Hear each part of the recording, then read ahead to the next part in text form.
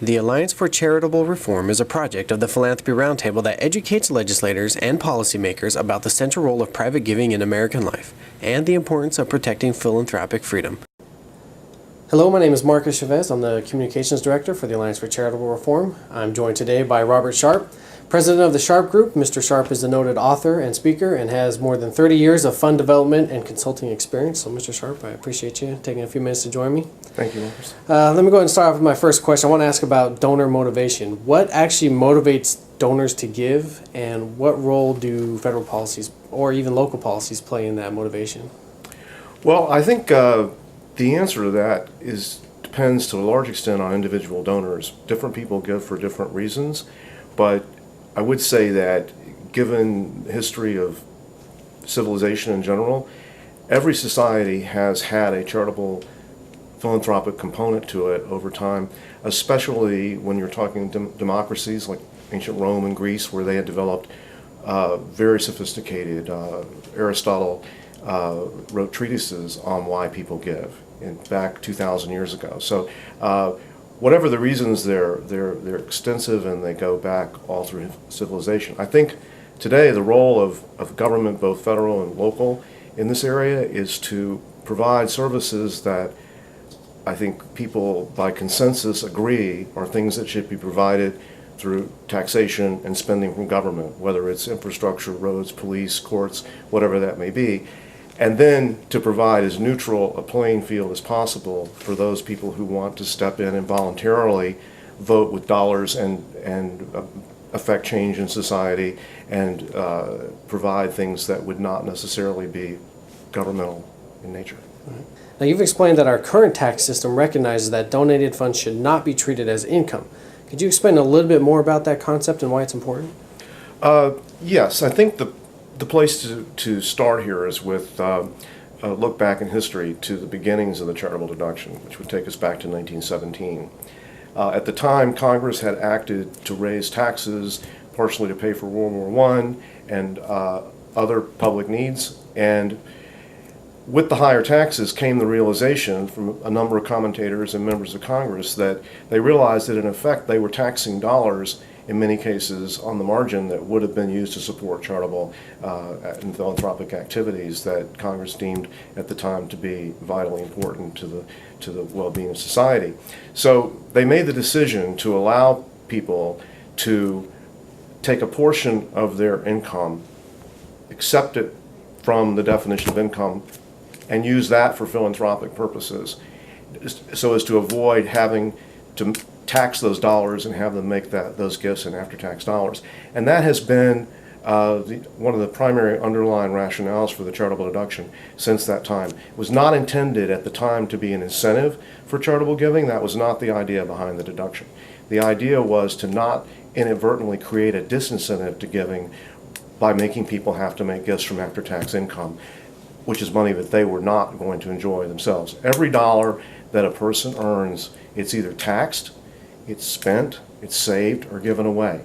Even if you leave the charitable deduction as it is, if you increase taxes by broadening the base or rates on other income that's otherwise spent or saved, you're already reducing the amount of funds and disposable income that's necessary to make those gifts. All right, so let's actually jump off then to what you just said there. So what would an elimination of the charitable deduction mean in practical terms, and who would that affect? All right, let's take someone who's in the highest federal tax brackets, and let's suppose that they want to make a gift of $10,000. In order to make that gift, they would have to earn $10,000. Now, the reason they earn $10,000 is because they earn the $10,000, they give it to charity, then when they go to calculate their taxes, they're allowed to exclude that $10,000, so there's no tax paid on that $10,000. So the out-of-pocket cost of that gift is $10,000. Now, fast forward, no deduction. Now the person wants to give $10,000. How much do they then have to earn? In a 40% tax bracket, they have to earn just under $17,000 and pay roughly $7,000 in tax on that pre-tax income to net $10,000. So that, in effect, is a 70% 65 to 70% increase in the out-of-pocket cost of giving. You need to reduce your gifts from $10,000 to $6,000 and hold back the $4,000 to pay the tax on the $10,000. Now, who does this affect? This affects not necessarily the wealthiest in our society, who in many cases are already paying at relatively low marginal rates.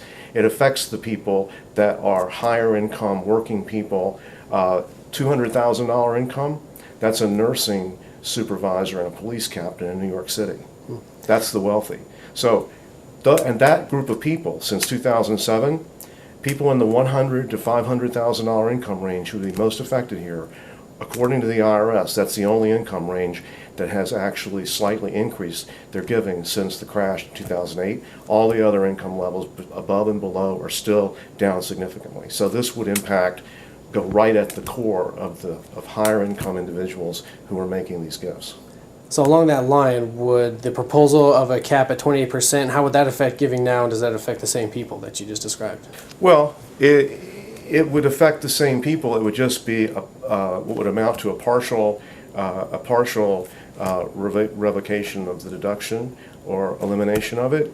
And you could take the math I just did, and it would just be not quite as severe. What it would amount to would be somewhere in a 5 to 10 to 15% surtax, if you will, on money given to charity, and would the only way that would not affect giving would be if you believe that charitable giving, the demand for charitable giving, is totally inelastic, and people will give the same amounts no matter what it costs, given the fact that they have other needs to meet from their after-tax income. They have to spend, pay their rent, their groceries, whatever. They try to save something for retirement, and hopefully they have something that they can give.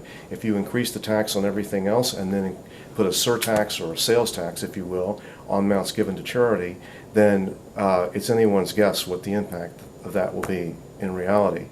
But I think most believe that when you increase the cost of something at the margin and it's not a necessity, then you're probably going to see some reduction in that.